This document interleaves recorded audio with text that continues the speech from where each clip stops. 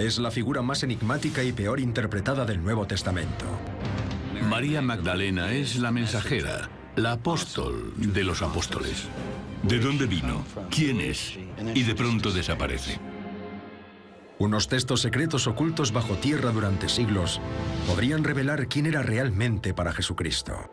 Los evangelios secretos consideraban a María Magdalena como uno de los principales apóstoles. En un texto llamado Evangelio de Felipe, se dice que Jesús amaba a María Magdalena y que la solía besar en... Falta texto. ¿Qué peligrosa verdad ocultará María Magdalena para que ella y sus discípulos hayan provocado la ira de la Iglesia e incluso una cruzada? Mire donde mire, veo enemigos de María Magdalena. Cuando veo que alguien genera tanto rechazo, sé que es importante. María Magdalena nos dijo que Jesucristo había resucitado. Ella es la persona más importante del Nuevo Testamento. Se podría afirmar que María Magdalena fue la madre del cristianismo.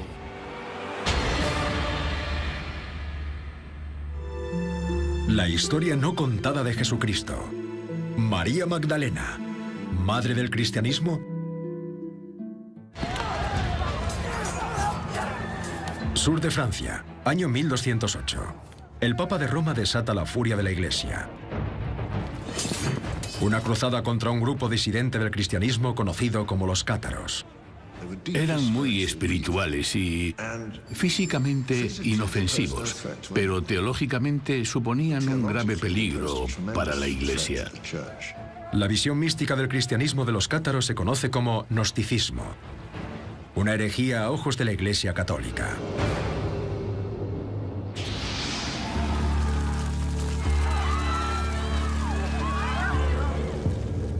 Todos insistían en que el conocimiento era el camino de la salvación, no la fe en Cristo, sino el conocimiento de los verdaderos secretos que Jesús reveló.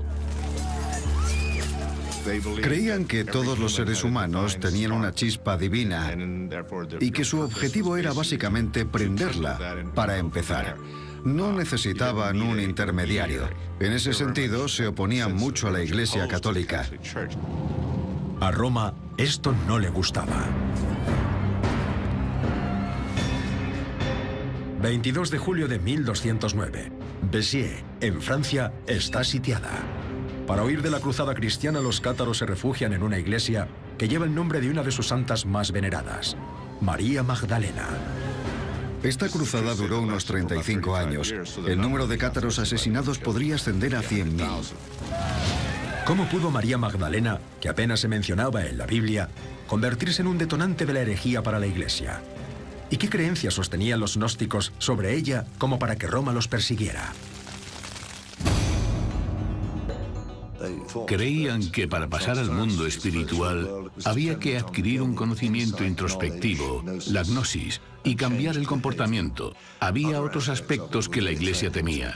Por ejemplo, las mujeres gozaban de un trato totalmente igualitario, no solo en el sacerdocio, sino en la sociedad en general. Creían que María Magdalena era la esposa de Jesús.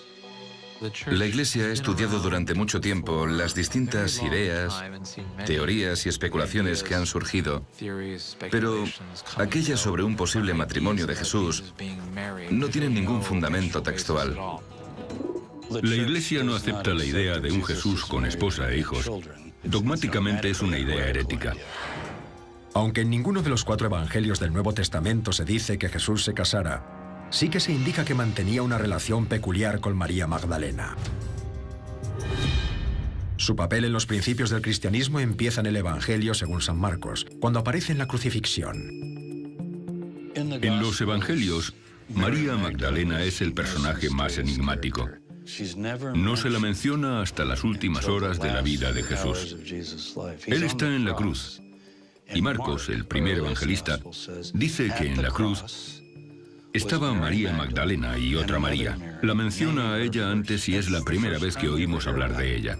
Pasado el sábado, María Magdalena, María la madre de Santiago y Salomé compraron perfumes para ir a ungirlo. San Marcos, capítulo 16, versículo 1. Iba a ungir el cuerpo con otras 2 mujeres cercanas. Tumbar un cadáver desnudo y limpiarlo y ungirlo con perfumes y aceites para su sepultura es uno de los actos más íntimos que hay. Si lo piensas, es algo muy intrigante. ¿De dónde viene? ¿Quién es? ¿Por qué asume este rol? Y la única explicación que parece clara es la intimidad. Es parte de la familia. Y 3 días después, cuando visita la tumba de Jesús y constata su resurrección, su reacción inmediata es buscarlo. Me encanta el Evangelio según San Juan, sobre todo cuando Magdalena quiere tocar a Jesús. Me parece muy emotivo. Si la persona que amas volviera de pronto a vivir, ¿no querrías tocar su cuerpo para asegurarte de que no es un espejismo? Históricamente está comprobado que María Magdalena fue la primera que dijo que Jesús ya no estaba muerto, que había resucitado de entre los muertos. Se podría afirmar que María Magdalena fue la madre del cristianismo. Y de pronto desaparece. Entonces, si es la primera testigo de la resurrección, que según el Evangelio lo es la primera que dice haber visto a Jesús vivo. ¿Y por qué desaparece de pronto? Esto hace sospechar que algo pasaba, pero el Nuevo Testamento se queda ahí. Hay que consultar otras fuentes para conocer el resto de la historia. 2000 años después de la muerte de Cristo, María Magdalena reaparece en otras fuentes, perdidas durante siglos. Los evangelios gnósticos secretos enterrados en el desierto egipcio. Estos textos no solo dan más importancia a María Magdalena, sino que muestran una diversidad mucho mayor en las creencias cristianas primitivas, reprimida por la Iglesia. Está claro que cuando los cristianos contaban historias sobre Jesús tras su muerte, se inventaban cosas y tergiversaban lo que contaban. Solo hay que coger la historia del Evangelio según San Mateo y contrastarla con la versión de San Marcos y luego con la de San Lucas. Y luego, sobre todo, con la de San Juan. Y es inevitable, al compararlas minuciosamente, encontrar discrepancias y contradicciones. A lo largo de los 2000 años de la historia del cristianismo, ha habido una purga sistemática de las historias que no cuadraban, o las imágenes de Jesús que diferían de la imagen ortodoxa. Los llamados evangelios gnósticos secretos, que probablemente daten de la misma época que los de Mateo, Marcos, Lucas y Juan, presentan una imagen sorprendentemente nueva de la relación de Magdalena y Jesús. María Magdalena tiene un papel importantísimo. Es la compañera de Jesús. No hay solo un texto, hay media docena. En los otros textos, así como en las reinterpretaciones de los 4 evangelios aceptados, se sugiere que María Magdalena podría haber tenido una relación especialmente cercana e incluso íntima con Jesús. La mayoría de los cristianos tradicionalistas dan por hecho que Jesús era soltero y célibe. Lo que se sugiere en estos otros evangelios de que tenía un amante, una compañera, por lo que yo sé, se interpreta simbólicamente. Es posible que se casara, pero no lo sabemos. Quizá la relación que sugieren los evangelios gnósticos no es la que se podría pensar. En un texto llamado Evangelio de Felipe, se dice que Jesús amaba a María Magdalena y que la solía besar, lo que deja entrever que había algo más.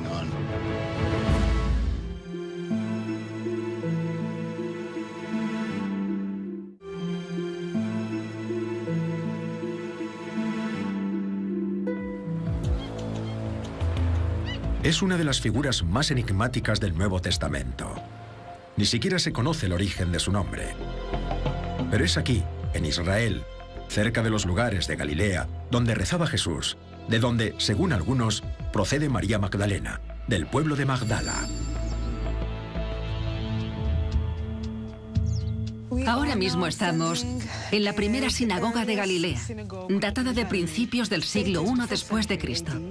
En Magdala, la arqueóloga Dina Gorni cree estar encontrando pistas de la verdadera identidad de María Magdalena y su papel en el sacerdocio de Jesús. En este lugar hay muchas pistas sobre María Magdalena y su vida. Sabemos dónde vivía, la calle que frecuentaba las monedas que usaba. Esta excavación, este hallazgo, presenta una imagen muy colorida de su vida y del lugar en el que vivía y de su época. La búsqueda de Gorny de la verdadera María Magdalena la llevó hasta las ruinas de una sinagoga de 2000 años de antigüedad, en un lugar que podía haber visitado Jesús. Normalmente las sinagogas se construían en el centro de la ciudad, pero aquí es diferente. Está ubicada a las afueras, cerca de Cafarnaúm, que sabemos por los textos cristianos que frecuentaba Jesús. Mirad qué cerca está. Es tan evidente que no se puede ignorar. En este lugar estuvieron María Magdalena y Jesús, aquí, en Israel, cerca del mar de Galilea. Y este era su lugar de encuentro, y su comunidad especial vivía aquí, en esta sinagoga. Es increíble. La hipótesis de Jesús y Magdalena juntos en Magdala, predicando para los conversos, es una teoría fascinante. Pero 2 milenios después de su muerte, la verdadera relación de Magdalena con Jesús y su papel en el auge del cristianismo sigue siendo una incógnita. Lo que sabemos por los evangelios es que era seguramente la discípula más importante de Jesús. Fue la testigo de la resurrección y la que la comunicó a los apóstoles. Es la mensajera, la apóstol de los apóstoles. Pese a ser una de las figuras más importantes de la Biblia, en los evangelios no hay detalles sobre su edad, su estado civil ni sus relaciones familiares.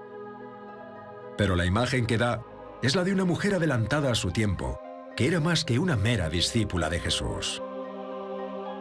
San Lucas, capítulo 8, versículos 1 al 3. María Magdalena, Juana y Susana son 3 mujeres adineradas que han donado sus bienes para que Jesús y sus discípulos sobrevivan. Lo acompañaban los 12 y algunas mujeres, que habían sido curadas de los malos espíritus y de enfermedades. María, llamada Magdalena, de la que había arrojado 7 demonios. Eso es todo lo que se dice de María Magdalena en los 4 evangelios antes de la muerte de Jesús. No lleva el apellido de su marido ni el de su padre, así que es importante. Pone literalmente María Magdalena. ¿Y qué significa Magdalena? La palabra Magdala significa torre. O sea que puede que signifique María la torre. Jesús cambió el nombre de casi todos sus discípulos. Por ejemplo, Pedro significa piedra y su nombre real es Simón. Y si la llamó María la torre, sería una designación muy positiva. Igual que llamó la piedra a Pedro, una torre es un símbolo de fuerza. Esta podría ser una pista que sugiere que Magdalena era una figura predominante en el sacerdocio de Jesús. Pero un evangelio perdido deja esto aún más claro.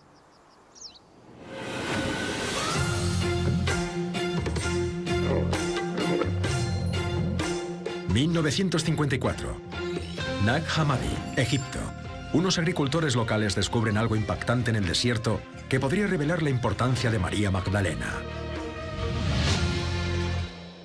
Un grupo de hombres estaba excavando para sacar abono y de pronto encontraron una vasija. Y dentro de la vasija había 13 libros. Estos libros contenían una colección de escritos.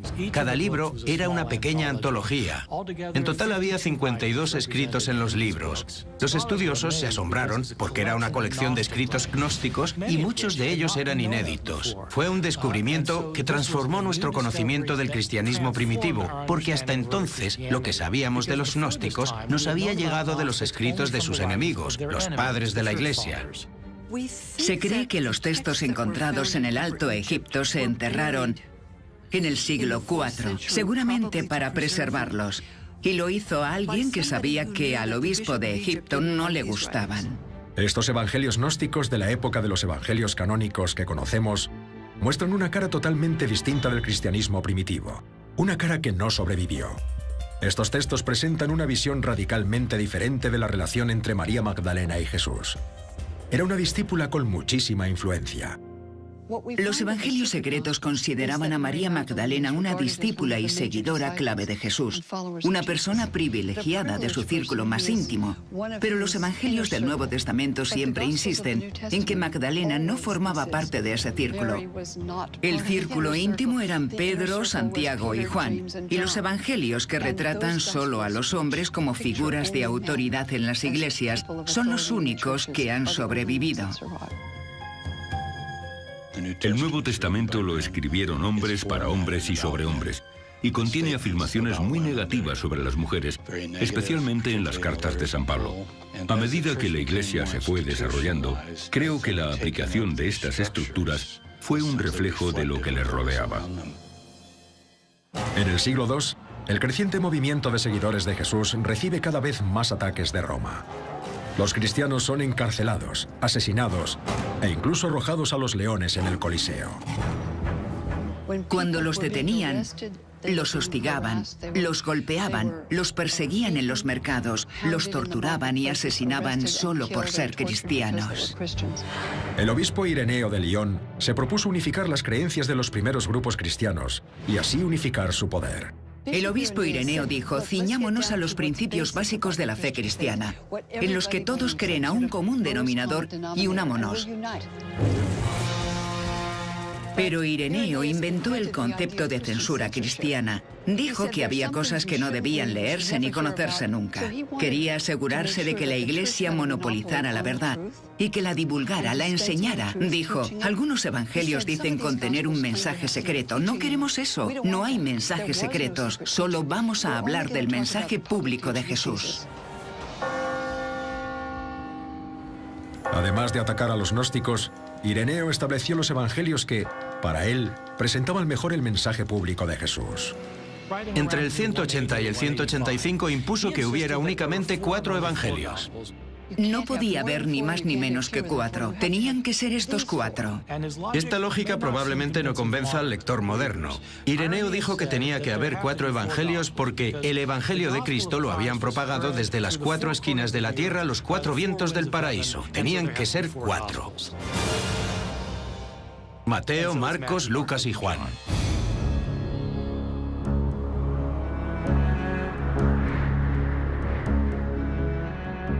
El canon del Nuevo Testamento se forja definitivamente a mediados del año 300. Por aquel entonces, el cristianismo ya es la religión dominante del Imperio Romano, y por tanto sus roles de liderazgo cristianos son básicamente masculinos, igual que los roles del imperio en general. En los siguientes 1500 años, Mateo, Marcos, Lucas y Juan tuvieron la última palabra sobre Cristo. Los evangelios gnósticos y su visión radical de María Magdalena y las enseñanzas de Jesús se enterraron literalmente. Y si las ideas salían a la superficie, se topaban con la agresión.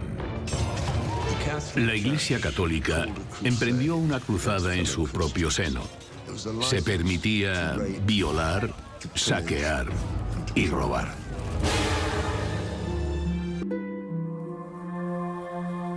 El Evangelio de Tomás, el Evangelio de María Magdalena, el Evangelio de Felipe, ninguno de ellos lo encontrarás en el Nuevo Testamento.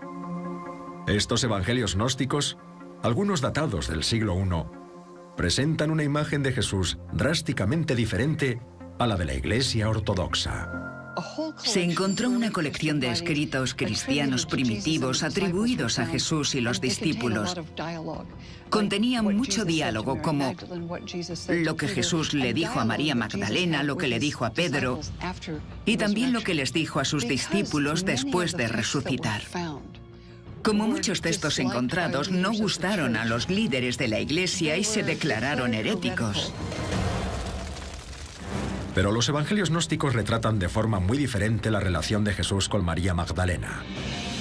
En un texto llamado Evangelio de Felipe, se dice que Jesús amaba a María Magdalena y que solía besarla en... Falta texto. Por desgracia, hay un agujero en el texto justo al final de la frase.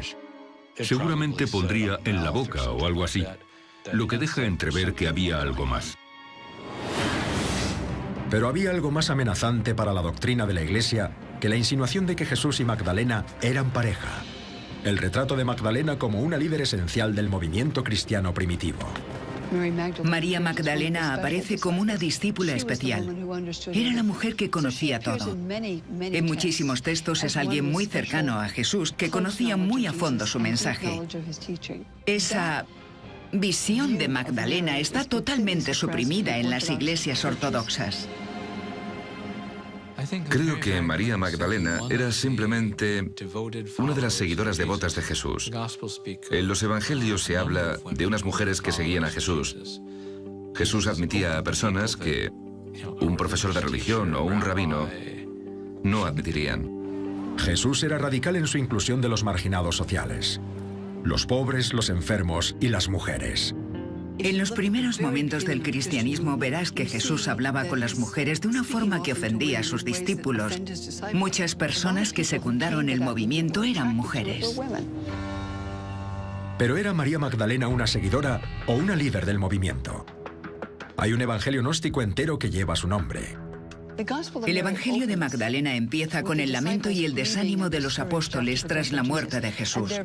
Les preocupa mucho que, como han matado a Jesús, también los maten a ellos. Tienen miedo y la única que se muestra valiente es Magdalena. Los anima y habla con ellos y actúa como un apóstol. El Evangelio de Magdalena es uno de los primeros evangelios gnósticos que la retrata como una de las depositarias de las revelaciones de Jesús que ella narra a los discípulos varones antes de que se pongan a discutir entre ellos si es posible que Jesús haya hecho depositaria a una mujer. Pedro dice: hermana, dinos las palabras del Salvador que recuerdes, pues te apreciaba más que a las demás mujeres.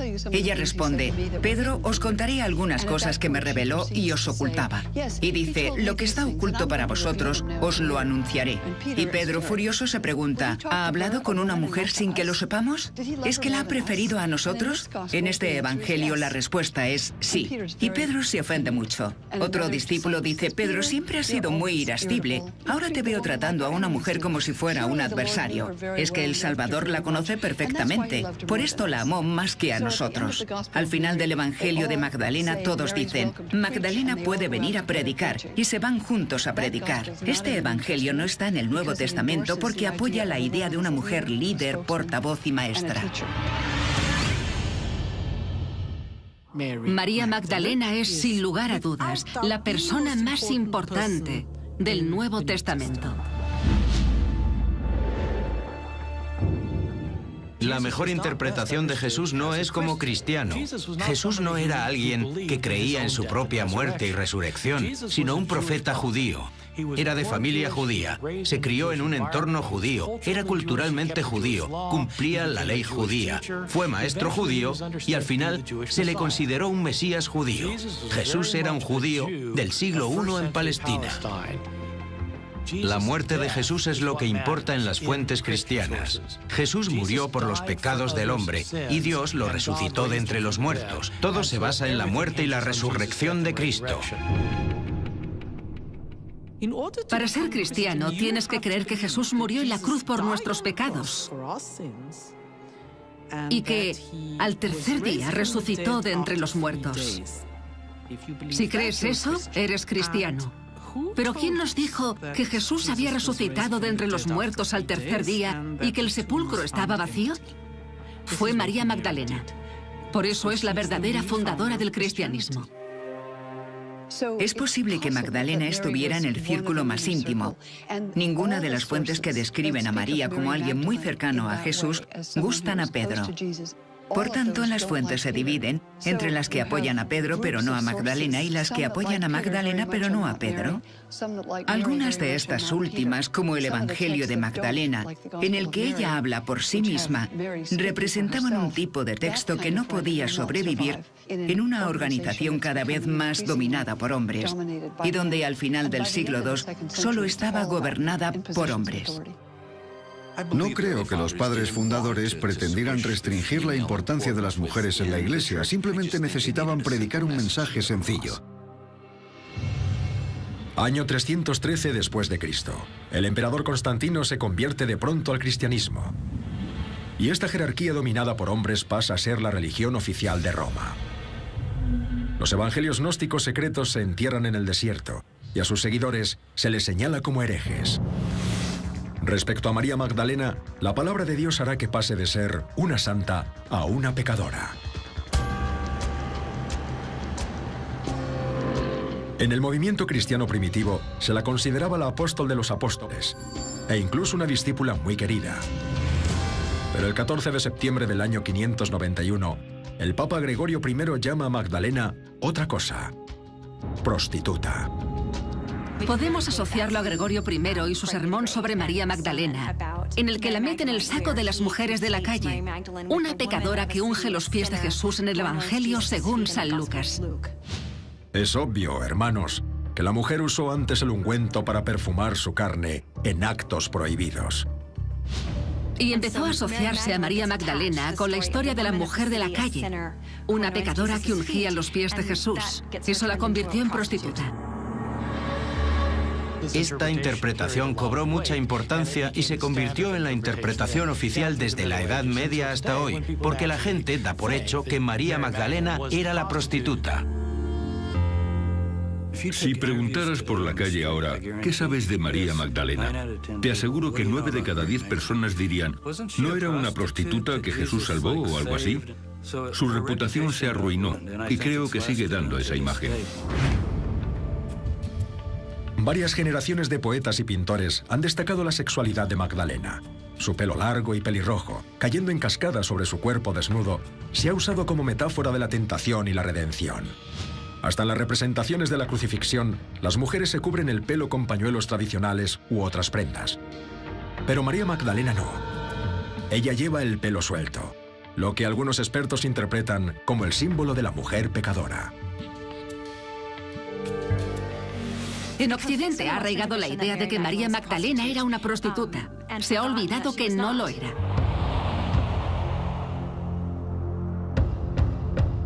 ¿Cómo ocurrió esta transformación tan radical?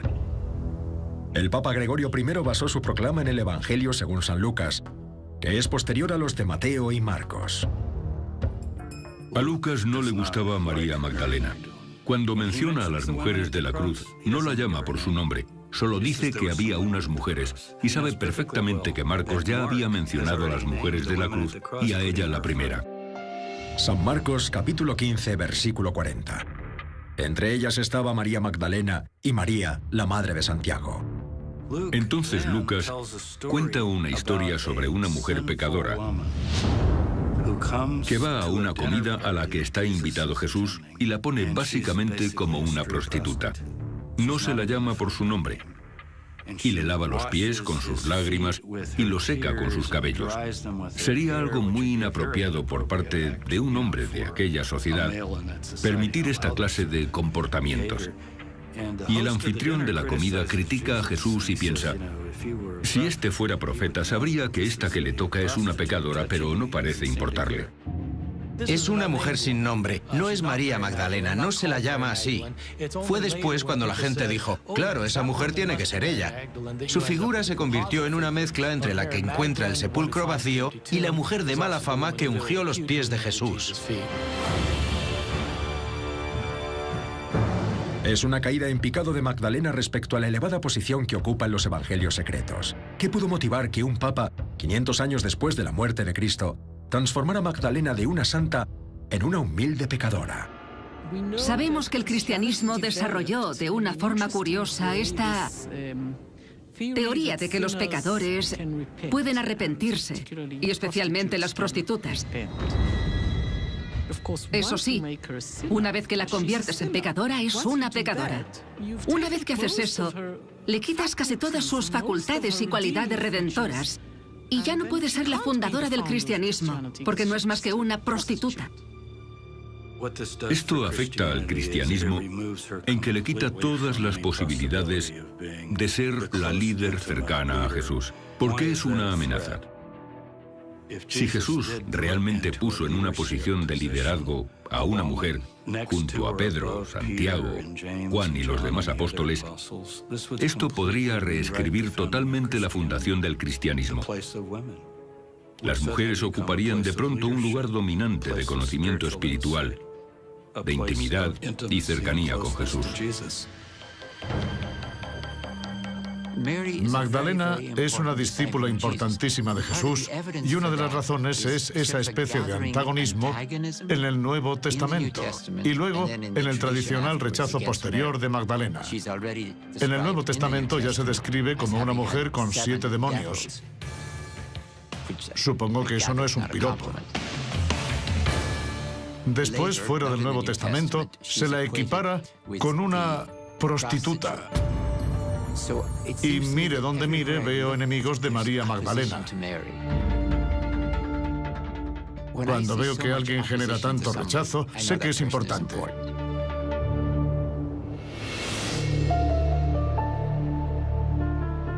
El Vaticano, a día de hoy, ni se plantea una realidad jerárquica en la que participen las mujeres para predicar el Evangelio. ¿Que si la Iglesia sigue temiendo el mensaje de un papel importante para la mujer en la Iglesia? Casi seguro. A medida que pasa el tiempo, las iglesias ortodoxas que reprimen con fuerza a Magdalena pasan a reprimir con fuerza a sus seguidores. En Francia, más de un siglo después de la muerte de Cristo, los cátaros practican un tipo de cristianismo místico parecido al de los gnósticos. Exaltan a Magdalena y rechazan el poder del Papa y Roma. Y por ello, morirán.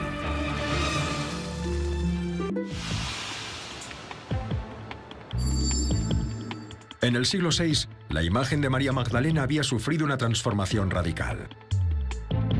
De la mujer que descubrió la resurrección de Jesús, pasó a ser la prostituta redimida por Cristo y, por extensión, por la Iglesia.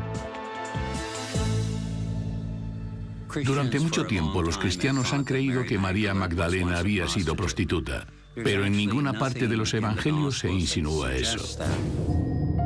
Pero en los evangelios gnósticos de Magdalena y Felipe, perdidos durante siglos hasta los años 50 del siglo XX, se la retrata como la compañera y la discípula favorita, la que conocía los secretos de Jesús. Pedro le dijo a Magdalena: «Danos cuenta de las palabras del Salvador que recuerdes que tú conoces y nosotros no, que nosotros no hemos escuchado». Y ella respondió: «Lo que está oculto para vosotros os lo anunciaré». Evangelio de María Magdalena.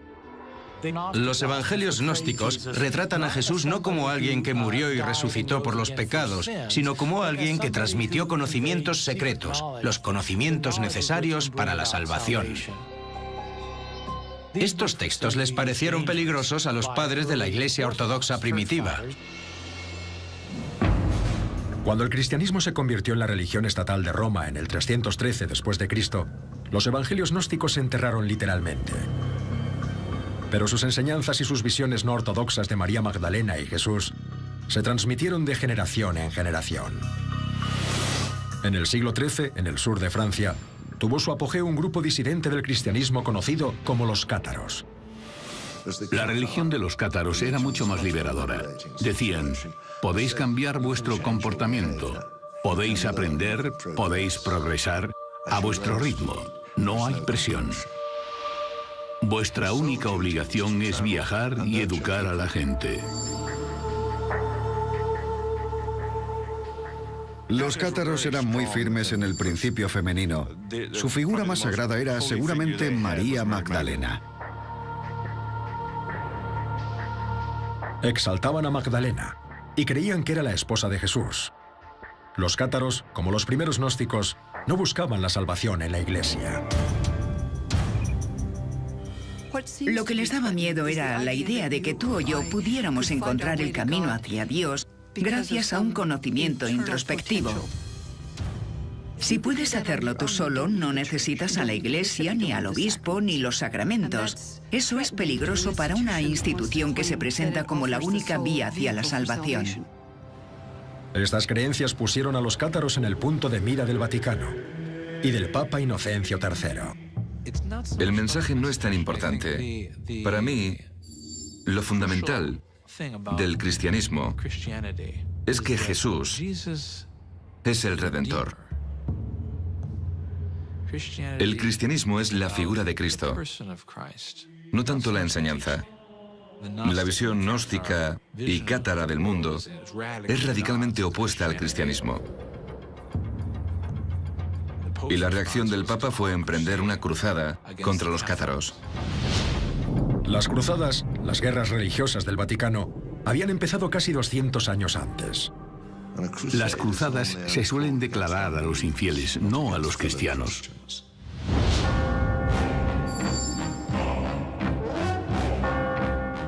Querían expulsar a los cátaros y el ataque que lanzaron fue muy despiadado. Llegaron y tomaron la primera ciudad que se encontraron. Aniquilaron a todos los hombres, mujeres y niños, sin excepción. Te podían matar o bien quemar vivo. Los metían en jaulas y prendían fuego a las jaulas. Así que aquello no era... En realidad no intentaron imponer la democracia ni nada parecido.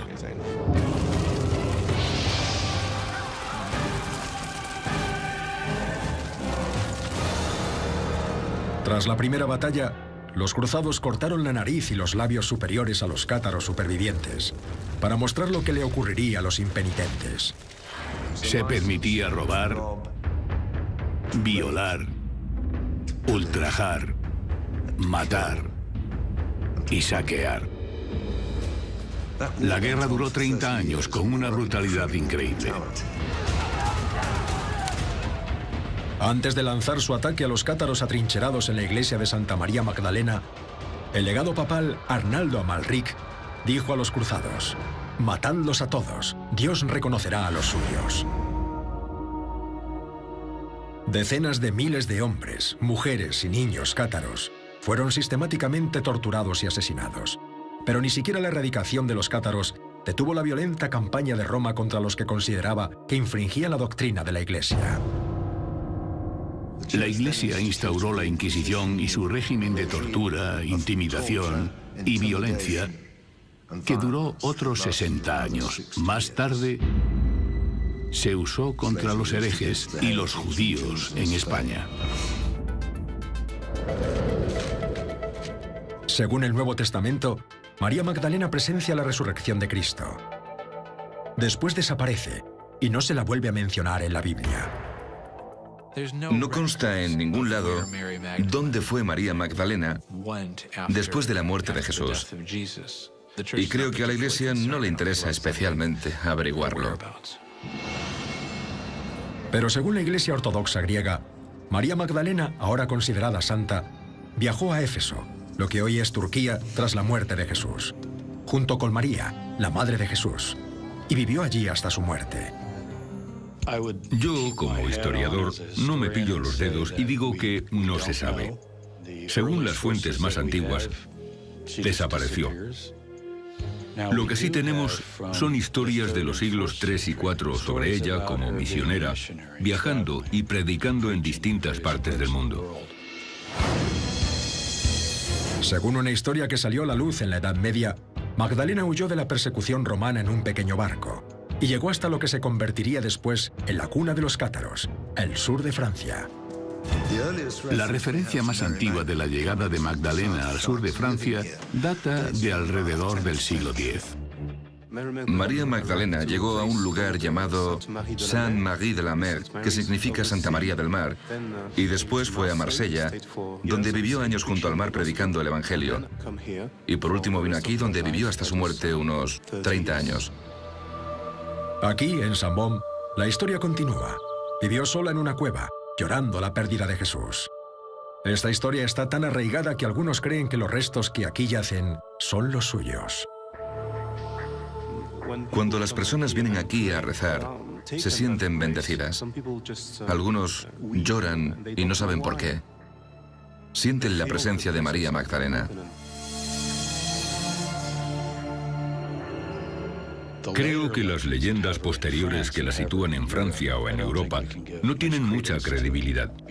No puedo demostrar que no fuera a Francia, pero si se examinara el supuesto sepulcro de María Magdalena en Francia, si se datara de alguna forma y se demostrara que tiene más años de los que se piensa, eso sería otra historia.